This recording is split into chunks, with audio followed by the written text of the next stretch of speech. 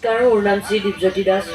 আজিৰ এই অষ্টম বাৰ্ষিক ২ নং ৰাণীবিঠাৰ ৰঙালী বিহু সন্মিলনৰ কবিতা আবৃত্তি প্ৰতিযোগিতাত মই এটি কবিতা আবৃত্তি কৰিবলৈ ওলাইছোঁ। কবিতাৰ শিৰোনাম মোৰ দেশ, কবি হীৰেণ ভট্টাচাৰ্য। মোৰ প্ৰাণৰো প্ৰাণৰ, মোৰ গানৰো গানৰ মোৰ দেশ। মোৰ প্ৰতিটো কামেই, মোৰ প্ৰতিটো চিন্তাই এই দেশৰ বুকুত ৰচে সোণোৱালী ভৱিষ্যতৰ সপোন। মোৰ জীৱনৰ আহে আহে, মোৰ যৌৱনৰ কহে কহে সেই সপোনৰ কলৰোল। দেশে দেশে দেশ আছে, এনেই বহু দেশৰ অৰঙে দৰঙে মই ঘূৰিছোঁ। বহু বন্ধুৰ সতে হাতে হাতে হাত ধৰি ফুৰিছোঁ। কেতিয়াবা সাগৰ পাৰত, কেতিয়াবা খেজুৰ তলত, নতুবা পাহাৰ তলিত খন্তেক জিৰাইছোঁ। বন্ধুৰ সতে প্ৰাণ খুলি প্ৰাণৰ কথাও পাতিছোঁ। তাৰ পিছত আকৌ আৰম্ভ কৰিছোঁ নতুন যাত্ৰা। এনে বহু যাত্ৰাৰ শেষ মোৰ দেশ।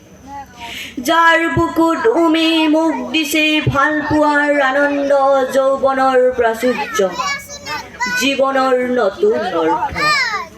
এই দেশৰ প্ৰতিটো পুৱাই মোলৈ লুকাই আনে ঐশ্বৰ্যৰ বিপুল সম্ভাৰ।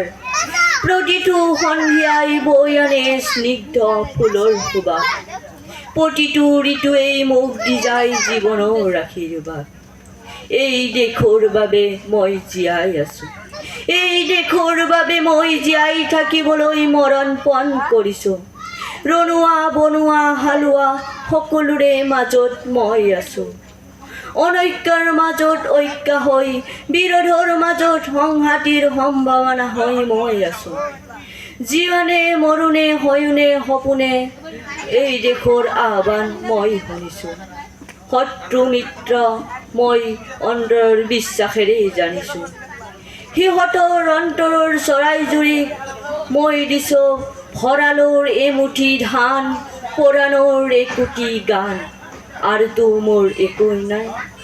মোৰ কল্লোলিত সপোনৰ উত্তৰ তৰংগই মোক লৈ যায় গভীৰৰ পৰা গভীৰ তললৈ, আদৰ্শ কঠিন পৰ্বত মূললৈ। ধন্যবাদ।